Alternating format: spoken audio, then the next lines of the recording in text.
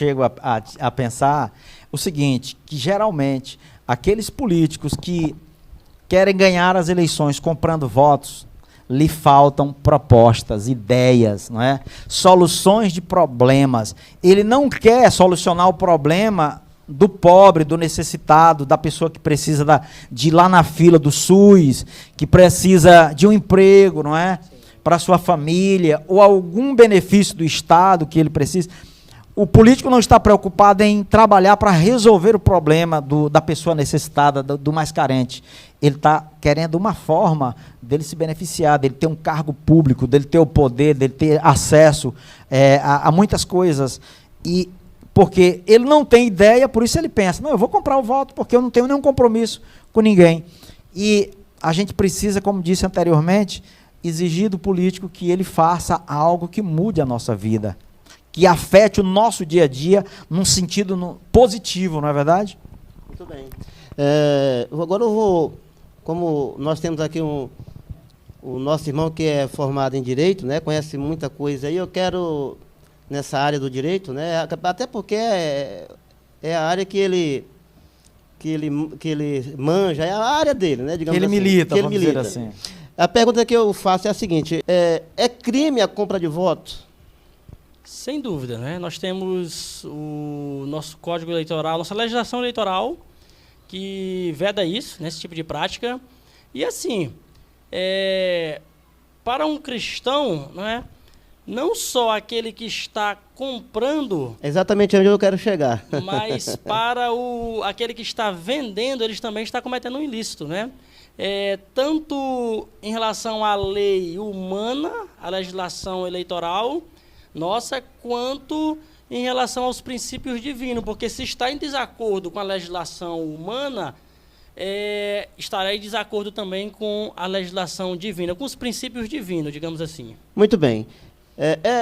Eu acho que deu para entender, né? A razão da pergunta é exatamente onde você chegou aí. Se comprar é crime, então, né, quem vende, né, e quem compra, ambos estão cometendo crime diante das autoridades e também diante de Deus, porque está quebrando, né, as leis, né? Amém? Eu estou satisfeito com essa primeira pergunta. Agora nós vamos para a segunda pergunta, né, para a gente debater aqui sobre ela. É sobre essa questão de igreja e Estado, né? A gente sabe que no passado isso não deu muito certo. Naquela época do Império Romano, em que Roma estava perdendo a sua força imperial e a igreja estava em ascensão. Então, eles viram na igreja, isso estava numa situação tão crítica, a situação de Roma, que as pessoas já não pediam mais conselho a Roma, iam pedir para a igreja. E aí eles viram na igreja uma forma deles... né, na religião, uma forma deles se perpetuarem ou continuarem em evidência, mesmo que não uma evidência mais política, mais religiosa. Então, isso combinou com a quebra dos princípios da igreja, né, a corrupção da igreja. Então, isso não deu certo no passado. Diante disso, a pergunta que eu quero trazer para nós aqui, o tema é: até onde vai essa relação de igreja e Estado? Até onde isso é benéfico para a igreja? Muito bom, viu? Nós temos os dois extremos. Há quem não quer se envolver de forma alguma, correto? E há também aqueles, né, na minha concepção, que vão além, não é? Já fazendo uma mistura, viu, muito grande em relação à igreja, ao Estado, e não se faz realmente diferença, né, entre a instituição religiosa e os políticos em geral, né, o próprio Estado. Mas, assim, o que ocorre?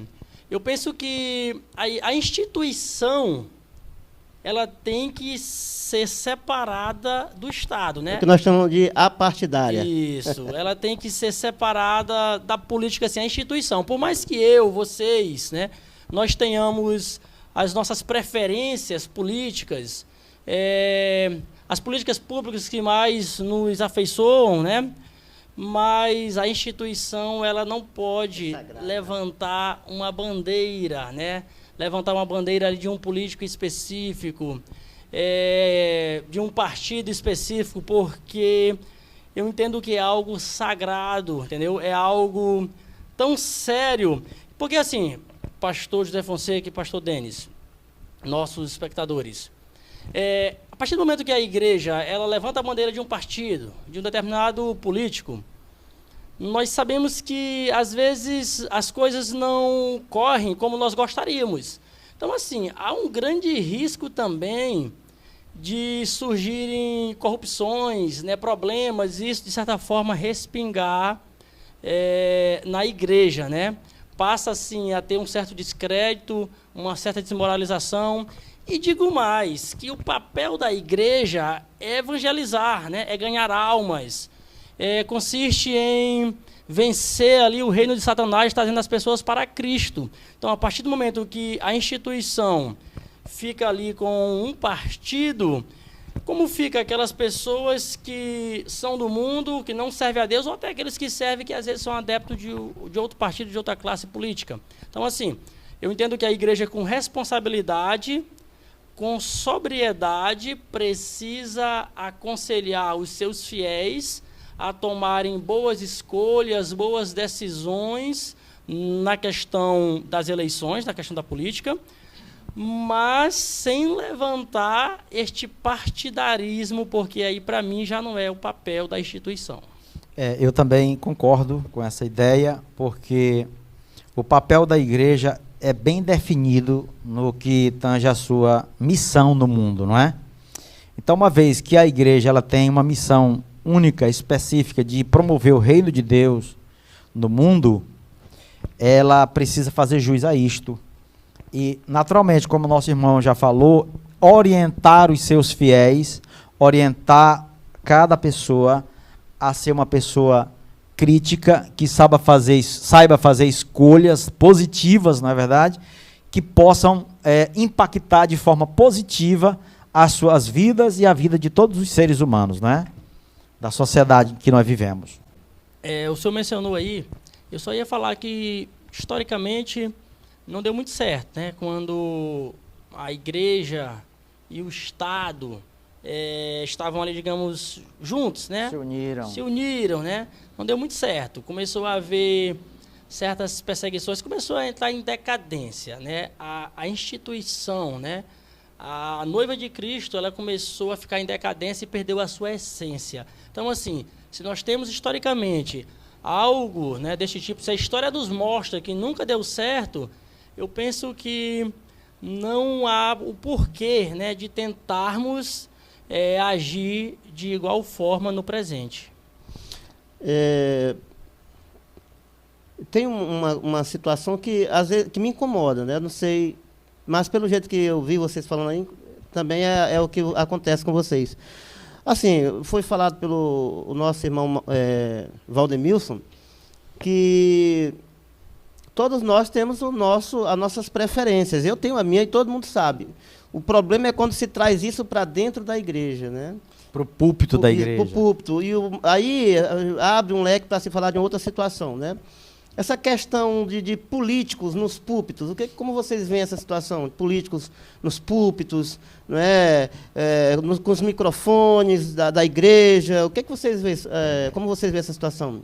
Eu não vejo com bons olhos os políticos tomarem assentos lá no púlpito da igreja, porque se tem algumas pessoas que concordam com isto, uma boa parte das pessoas da igreja não concordam, não é?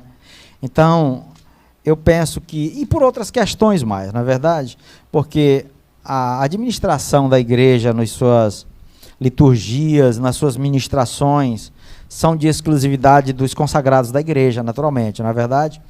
Então, a gente não pode misturar as coisas, a meu ver, com esse tipo de prática, não é verdade? Então, a gente precisa, claro que se tiver em nosso meio alguma autoridade, e você quiser honrá-lo, colocando a parte num lugar, mas nunca no púlpito, como se ele fosse o ministro da palavra de Deus, porque isso daí destoa, não é? da missão da igreja, a meu ver.